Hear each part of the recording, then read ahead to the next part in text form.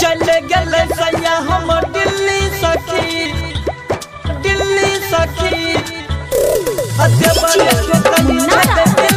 सखी दिल्ली सखी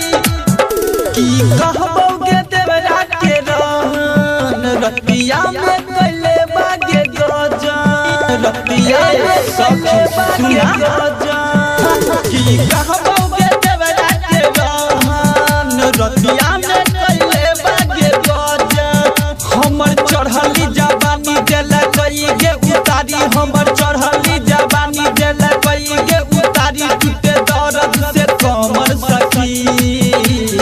चले गेले सैया हम दिल्ली सखी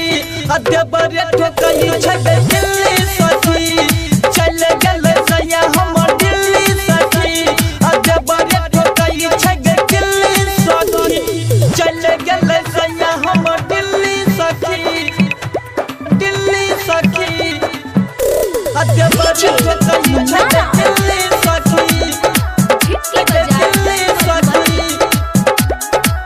लग बजा गई सीना सटाबई कमर के सीट से गियर लगाबई हमरा जवानी के इंजन के साथी देवरा रात भर चलावे रात भर चलावे लग बजा गई सीना सटाबई कमर के सीट से गियर लगाबई हमरा जवानी के इंजन के साथी देवरा रात चलावे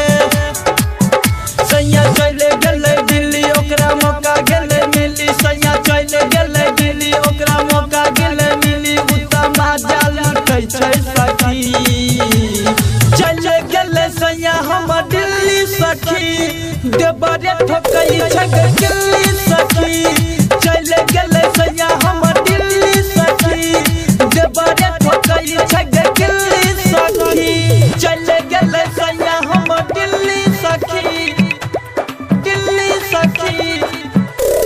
देवरे ठोकई छै दिल्ली सखी दिल्ली सखी चूसनी के जैसन चूसै छै होठ गया दहिया पर चढ़ी के मारै छै छोटा गया हमरा जवानी के कोइले दे ढीला अपन बाला डाली के कीला अपन बाला डाली के कीला चूसनी के जैसन चूसै छै होठ गया दहिया पर चढ़ी के मारै छै छोटा गया हमरा जवानी के कोइले दे ढीला अपन बाला डाली के कीला की कहबोगे दर्द से ठभेलनी दर्द की कहबोगे दर्द से ठभेलनी दर्द बिरज मोहन न बुझे सखी चले गेले सैया हम दिल्ली सखी देवरे ठोकई छै दिल्ली सखी चले गेले सैया हम दिल्ली सखी देवरे ठोकई छै दिल्ली सखी